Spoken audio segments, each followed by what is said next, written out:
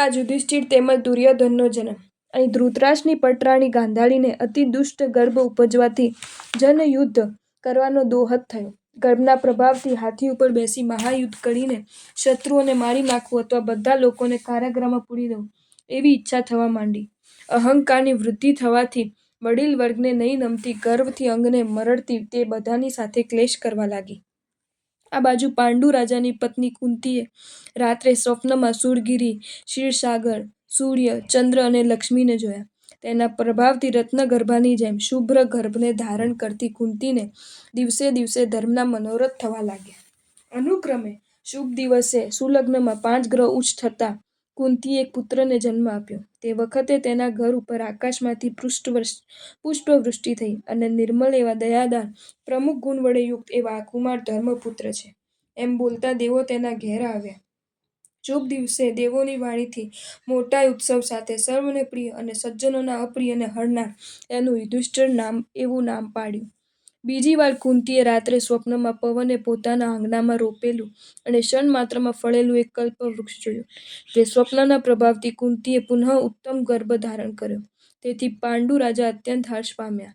કુડકપટમાં ચતુર એવી ગાંધારી ગર્ભની અત્યંત વૃદ્ધિથી ઘણું દુઃખ પામતી નિરંતર મોટા ઔષધોથી ગર્ભપાત કરવાને ઈચ્છવા લાગી.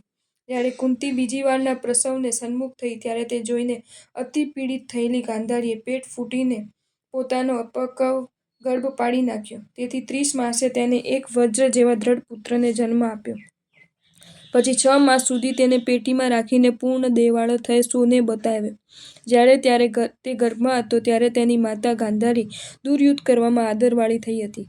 તેથી તેનું દુર્યોધન એવું નામ પડ્યું. જે દિવસે ગાંધારીએ પુત્રને જન્મ આપ્યો તે દિવસે 3 પહોર પછી કુંતીએ પણ એક પુત્રને જન્મ આપ્યો. તે વખતે આકાશમાં વાણી થઈ કે આ કુમાર વાયુનો પુત્ર ભીમસેન છે. તે વજ્ર જેવી કાયાવાળો, ધર્મબુદ્ધિવાળો, વડીલજનનો ભક્ત અને ગુણ વડે જ્યેષ્ઠ થશે. એક વખત પાંડુ રાજા કોઈ ગિરી ઉપર ક્રીડા કરવા ગયા હતા. તેવામાં કુંતીના હાથમાંથી વજ્રકાય ભીમકુમાર પૃથ્વી ઉપર પડી ગયો.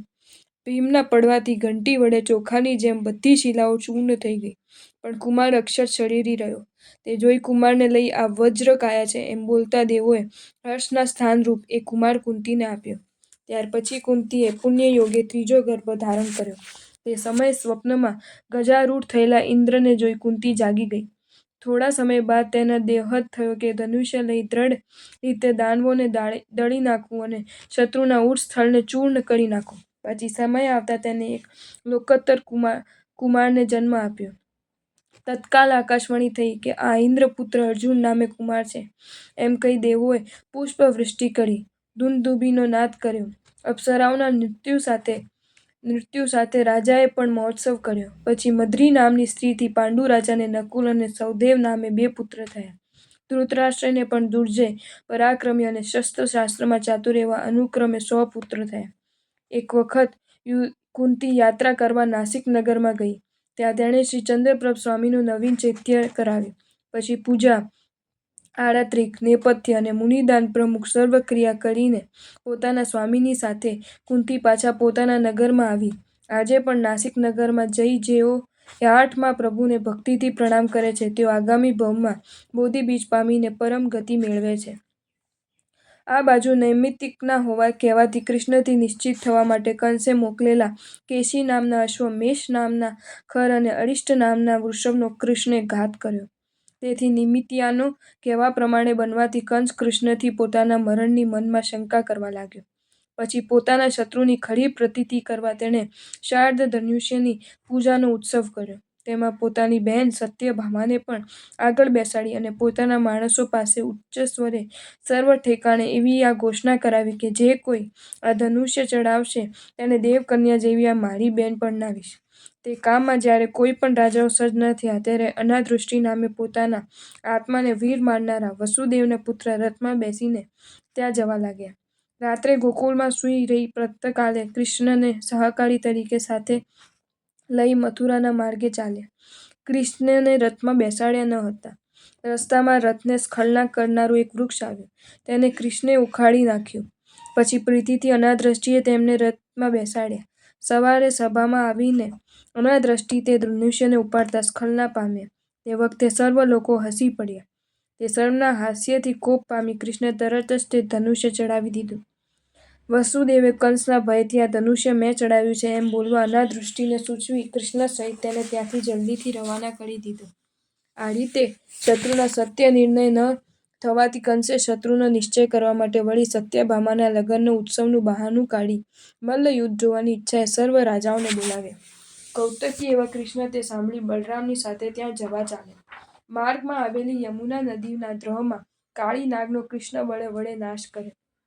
ત્યારબાદ કંસે માર્ગમાં છૂટા મૂકેલા 2 મદોન્મત્ત હાથીમાંથી કૃષ્ણે પદ્મોતર નામના હાથીને માર્યો અને રામે ચંપક નામના હાથીને માર્યો. મથુરામાં સમુદ્ર વિજય વગેરે પોતાના વડીલો આવેલા હતા. તેમની સમક્ષ રામે નામ લઈને કૃષ્ણને પોતાના બંધુ તરીકે ઓળખાવ્યા. તે પ્રસંગમાં થયેલી વાતચીતથી કંસે પોતાના 6 બંધુઓનો હણનારો જાણીને હૃદયમાં કોપાગ્નિ સહિત કૃષ્ણ ત્યાં મંડપમાં બેઠા. તે સામયે ચાણૂર અને મુષ્ટિક નામે 2 મલ્લ રંગભૂમિમાં આવ્યા. તેમને જોઈ કૃષ્ણ અને બલરામ કોપ કરી માંચા ઉપરથી ઊભા થયા. થોડા વખતમાં કૃષ્ણે ચાણૂર અને બલભદ્રે મુષ્ટિકને મારી નાખ્યો. તેમના વધથી કોપ પામેલો કંસ ઊંચે સ્વરે બોલ્યો, અરે યોદ્ધાઓ, આ 2 અધમ ગોપને અને તેમનો પક્ષપાત કરીને તેમનું પોષણ કરનાર નંદને પણ વગર વિલંબે મારી નાખો. તેના આવા વચનો સાંભળી રોષથી રાતા નેત્ર કરી કૃષ્ણ બોલ્યા, હે મૂઢ, ચાણૂર જેવા મલ્લને માર્યા છતાં પણ તું તારા આત્માને મરેલો કેમ જાણતો નથી?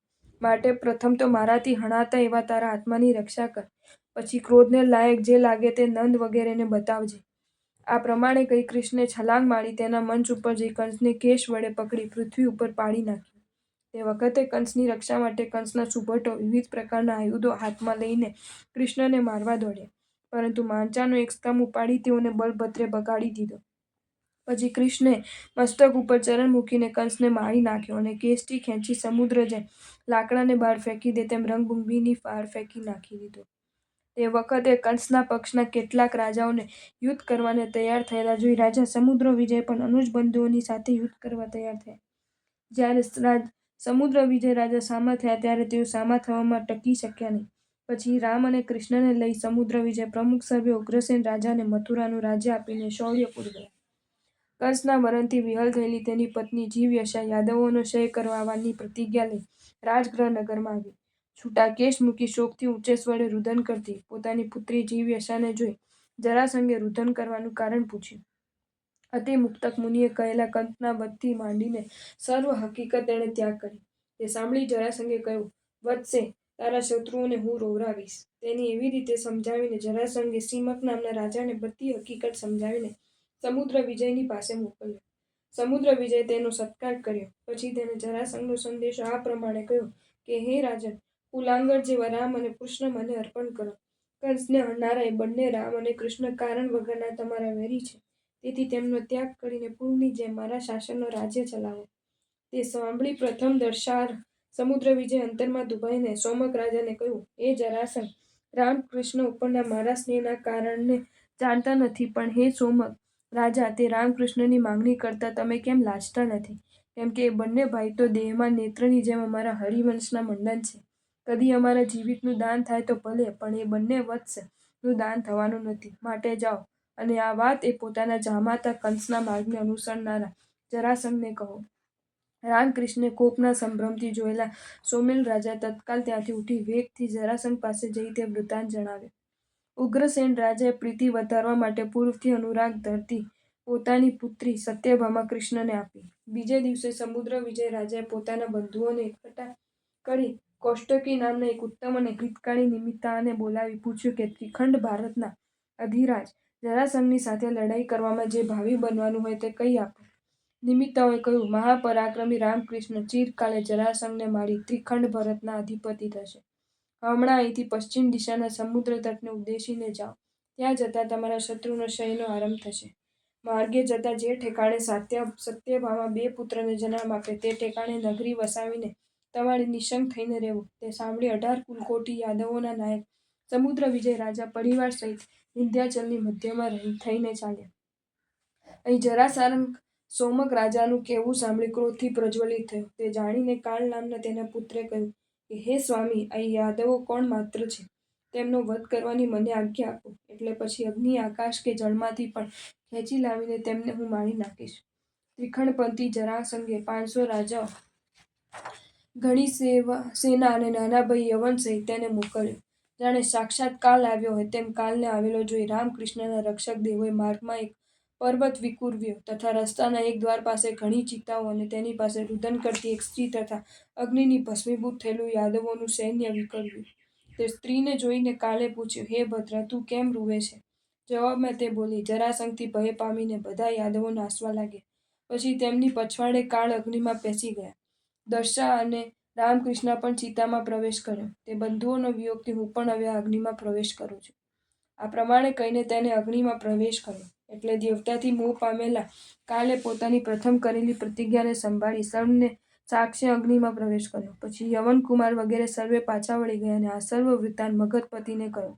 એટલે તે જાણી યાદવોએ આદરથી કૌષ્ટુકી નિમિત્તિયાની પૂજા કરી. પછી કૌષ્ટકીના વચનથી સર્વ યાદવોએ સૌરાષ્ટ્ર દેશમાં રહેલા ગિરનાર પર્વતથી વાયવ્ય દિશામાં આવીને સૈન્યનો પડાવ નાખ્યો. સત્યભામાએ ત્યાં ભાનુ અને ભામળ નામના 2 કુમારોને જન્મ આપ્યો. દશાર્હોએ શ્રી પુંડરીક ગિરિરાજ અને ગિરનારગિરી પર જઈ શ્રી જિનેશ્વર ભગવાનની પૂજા કરી. જો તમને આ વિડીયો ગમ્યો હોય તો આ વિડીયોને લાઈક કરો અને મારી ચેનલ જૈન ફેક્ટ્સ એન્ડ સ્ટોરીઝને સબસ્ક્રાઈબ કરો. ધન્યવાદ.